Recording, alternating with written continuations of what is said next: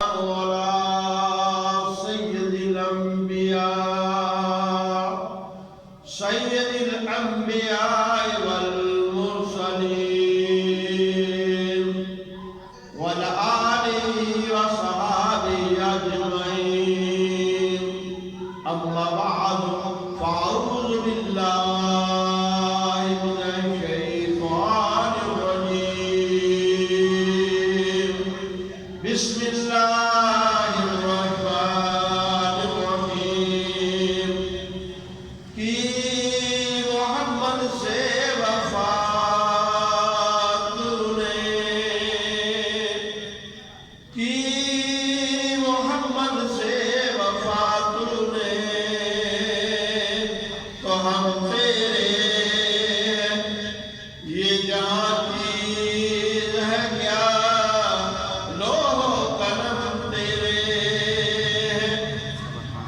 رب دا شکر منائیے، ماہ رمضان آیا. رب دا شکر منائیے، ماہ رمضان آیا. مومنانی بخشش دا سامان آیا، مومنانی بخشش دا سامان آیا. یا رسول اللہ صلی اللہ علیہ وآلہ وسلم،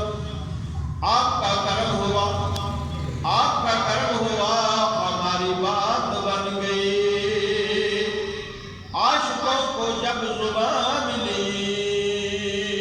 تو نعت بن گئی.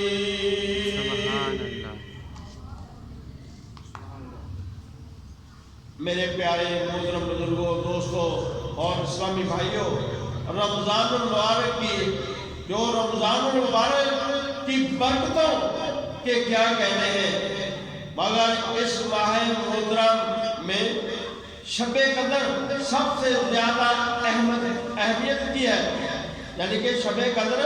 سب سے زیادہ اہمیت کی ہے. آج اس پانے کے لیے، اسے پانے کے لیے ہمارے پیارے آقا صلی اللہ علیہ وآلہ وسلم ماہ رمضان کا پورا مہینہ ہی اعتکاف فرمایا کرتے تھے، اور آخری 10 دن کا بہت ہی اہتمام تھا. یہاں تک کہ ایک بار کسی خاص عذر کے تحت آپ صلی اللہ علیہ وآلہ وسلم رمضان المبارک میں اعتکاف نہ کر سکے تو شوال کا مکرم مہینہ، شوال کے مکرم مہینے کے آخری اشرے میں اعتکاف کیا. فرمایا جاتا ایک مرتبہ سفر کی وجہ سے آقا صلی اللہ علیہ وآلہ وسلم کا اعتکاف رہ گیا، تو آپ نے یعنی کہ اگلے رمضان شریف میں، یعنی کہ اس رمضان میں اعتکاف نہ کر سکے، اور جب اگلا سال آیا تو اس رمضان میں، یعنی کہ اگلے رمضان میں آقا صلی اللہ علیہ وسلم نے 20 دن کا اعتکاف فرمایا. یعنی کہ پہلا 10 دن ہوتا ہے، وہ چھوڑ کر اگلے 20 دن کا آقا صلی اللہ علیہ وسلم نے اعتکاف فرمایا. تو خالق کو راضی کر لو، خالق کو راضی کر لو راتوں کو قیام کر کے. خالق کو راضی کر لو راتوں کو قیام کر کے، دن دے روزے رکھ کے، درود و سلام پڑھ کے. ماہ مبارک بے شک جنتاں وطان آیا، ماہ رمضان بے شک رحمتاں جنتاں وطان آیا، اور مومنوں کے لیے بخشش کا سامان آیا. ساڑھے واسطے دیکھو نا، اللہ تعالیٰ نے یہ ماہ رمضان کا مہینہ جڑا اینا برکتاں رحمتاں فضیلتاں والا ہے کہ ساڑھے کو ایک گھڑی جڑا نا وہ بھی اسی غفلت سے گزارا گے جو ساڑھے واسطے بھاری پے گا. کہ اسی عبادت گزار بن کے اللہ کے بارگاہ میں ذکر کرنے لیے وہ ساڑھے واسطے کنیاں رحمتاں فضیلتاں والا ہے. ساڑھو ہر ایک کو چاہیے ماشاءاللہ کہ خوشی دے نال دل دے وچ خاص رکھ کے کہ یا مولا ساڑھے واسطے 12 مہینے روزے ہون تے اسی روزے رکھیے تے عبادت کرتے رہیے. پچھلی امتوں میں بھی اعتکاف کی عبادت موجود تھی.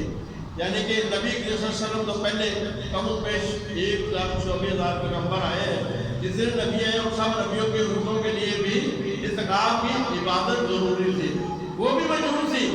اور چنانچہ پارہ اول پہلے سپارے میں سورۃ بقرہ کی آیت نمبر 125 پر اللہ عز و جل کا فرمان عالی شان ہے، اور ہم نے تاکید فرمائی ابراہیم و اسماعیل، یعنی کہ باپ بیٹے کو حضرت ابراہیم علیہ السلام اور حضرت اسماعیل علیہ السلام کو کہ میرا گھر خوب صاف ستھرا کرو، میرے گھر کو خانہ کعبہ کو صاف ستھرا کرو، کہ طواف والوں اور اعتکاف والوں اور رکوع سجود والوں کے لیے، جس طرح کہ ماشاءاللہ روزہ دے وچ اعتکاف کے پہلے اگے پیچھے جدوں بھی جاندے ہیں ماشاءاللہ لوگ طواف کرتے ہیں خانے کعبے دا، تے اللہ تعالیٰ نے کہا کہ میرے واسطے میرے گھر کو ایسا کر دو صاف ستھرا کہ ہر سجدہ رکوع اعتکاف طواف کرنے والے واسطے انہوں صاف کر دو۔ رات طواف نماز اور اعتکاف کے لیے کعبہ مشرفہ کو یعنی صاف پاکیزہ کر دو۔ صفائی کا خود رب کعبہ کی طرف سے فرمان جاری کر لیا گیا ہے، اور حضرت ام المومنین حضرت عائشہ صدیقہ سے روایت ہے، فرماتی ہے کہ رسول اکرم صلی اللہ علیہ وآلہ وسلم رمضان المبارک کے آخری عشرہ یعنی کہ 10 دن کا اعتکاف فرمایا کرتے، یہاں تک کہ اللہ عز نے آپ صلی اللہ علیہ وآلہ وسلم کو وفات کا ظاہری عطا فرمائی، یعنی کہ آپ کے دنیا سے جانے کا جو وقت تھا وہ پہلے ہی بتا دیا۔ تو اس کام کو آقا کریم صلی اللہ علیہ وسلم کیا کرتے تھے، انہوں نے فرما دیا، اللہ تعالیٰ نے ظاہر فرمایا کہ پھر آپ صلی اللہ علیہ وسلم کے بعد آپ کی یعنی کہ اہلیہ حضرات صلی اللہ علیہ وآلہ وسلم کی زوجہ محترمہ اعتکاف کرتی رہی۔ ویسے تو اعتکاف کے بے شمار فوائد ہیں، مگر عائشہ کے لیے مگر عاشقوں کے لیے تو اتنی ہی بات کافی ہے کہ آخری عشرے کا اعتکاف سنت ہے۔ یہ تصور ہے ذوق افراح کہ ہم پیارے سرکار مدینہ کے تاجدار صلی اللہ علیہ وآلہ وسلم کا یعنی کہ حضرت نبی صلی اللہ علیہ وسلم کی ایک پیاری پیاری سنت ادا کر رہے ہیں،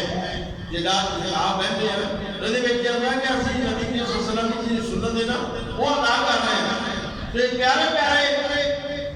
نبی کریم صلی اللہ علیہ وسلم کی سنت ادا کر رہے ہیں۔ عاشقوں کی تو یہی ہوتی ہے کہ فلاں فلاں کام ہمارے پیارے آقا صلی اللہ علیہ وآلہ وسلم نے کیا ہے، بس اسی لیے ہمیں بھی کرنا چاہیے، مگر عمل کرنے کے لیے یہ ضروری ہے کہ ہمارے لیے کوئی شرعی معاملے نہ ہو، ساڑھے بھی ایک کو جی غلطی نہ ہوئے کہ یا اعتکاف ہے کہ کوئی غلط کام نہ کر پائیے، تو ہمارے لیے کوئی شرعی معاملہ نہ ہو۔ فتویٰ عالمگیری میں ہے کہ اعتکاف کی خوبیاں بالکل ہی ظاہری ہیں، کیونکہ اس میں بندہ اللہ عز و جل کی رضا حاصل کرنے کے لیے مکمل طور پر اپنے آپ کو اللہ عز و جل کی عبادت میں مصروف کر دیتا ہے، اور ان تمام اشغال دنیا سے کنارہ کر کے یعنی کہ ایک سائڈ پہ ہوگا، یعنی کہ مسجد میں اکیلا بات چھوڑ کر سب کچھ چھوڑ کے اللہ کے گھر میں آ کے اس 10 دن کے لیے اعتکاف کیا جاتا ہے، اور جو اللہ عز و جل کی قرب کی راہ میں اہل ہونے میں اور متفق کے تمام اوقات حقافیت کے حکم نماز میں گزارتے ہیں، کیونکہ نماز کا انتظار کرنا ہی نماز کی طرف ثواب رکھنے کا ہے، اور اعتکاف کا مقصد اور اصل جماعت کے ساتھ انتظار کرتا ہے فرمان مصطفیٰ صلی اللہ علیہ وآلہ وسلم۔ جو شخص اللہ عز و جل کی رضا اور خوشنودی کے لیے ایک دن کا اعتکاف کرے گا، اللہ عز و جل اس کے اور جہنم کے درمیان 3 کھندقیں عائد کر دے گا۔ ہر کھندق کی مسافت یقینی دور یعنی کہ مشرق جو مسافت ہوگی نا وہ اتنی ہے کہ مشرق سے لے کے مغرب کے مسافت سے بھی زیادہ ہوگی۔ جو سورج نکلتا ہے جو غروب ہوتا ہے اتنی مسافت ساتھوں کے کسی کو نہیں پتا، اللہ کے رسول بھی فکر جانتا ہے کہ پورا سفر کتنا ہے۔ جنہا ایک دن کا انتخاب کرتا بولتے واسطے اللہ تعالیٰ نے اتنا کو جہنم کو دور فرما دیتا کہ مشرق کو لے کے مغرب تک اس دے واسطے فاصلہ بیٹھے گا کہ اتنا دور ہو کے گزر جائے گا۔ ام المومنین حضرت عائشہ صدیقہ رضی اللہ تعالیٰ عنہ سے روایت ہے کہ سرکار مدینہ صلی اللہ علیہ وآلہ وسلم کا فرمان مشہور ہے، جس شخص نے ایک دن کے ساتھ اور ثواب حاصل کرنے کے لیے سے اعتکاف کیا، اس کے پچھلے گناہ بخش دیے جائیں گے۔ یعنی کہ اگر بندہ ایک دن کا اعتکاف کرتا ہے تو انہیں اگلے پچھلے سارے گناہ معاف فرما دیتا ہے اللہ رب العالمین۔ لیکن گناہ اس کے بخش دیے جائیں گے۔ تو حضرت سیدنا ابو سعید خدری سے روایت ہے ایک مرتبہ سلطان دو جہان حضرت محمد مصطفیٰ صلی اللہ علیہ وآلہ وسلم نے یکم رمضان سے 20 رمضان تک اعتکاف کرنے کے بعد ارشاد فرمایا، میں نے شب قدر کی تلاشی کے لیے تلاش کرنے کے لیے جنہی شب قدر کی رات ہے نا ان کو تلاش کرنے واسطے میں پہلے روزے تو لے کے 9ویں روزے تک یعنی کہ وہ بھی تلاشی بات کرنے واسطے نہ بنواتے کہ میں مسجد اعتکاف بیٹھا ہوں۔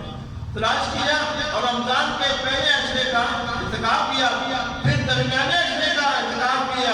پھر مجھے بتایا گیا کہ شب قدر آخری اشرا میں ہے۔ تو لہذا تم میں سے جو شخص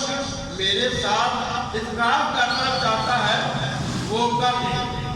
یعنی صحابہ کرام کو رسول اللہ صلی اللہ علیہ وسلم نے فرمایا کہ تسی جنہیں اعتکاف کرنا چاہتے ہو نا وہ میرے نال آ کے مسجد اعتکاف کر لو۔ یعنی کہ مسجد میں اللہ تعالیٰ کی رضا کے لیے بانیت اعتکاف ہے، اعتکاف ہے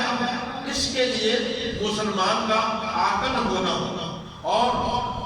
جنابت اور غیر و نفاذ سے پاک ہونا شرط ہے،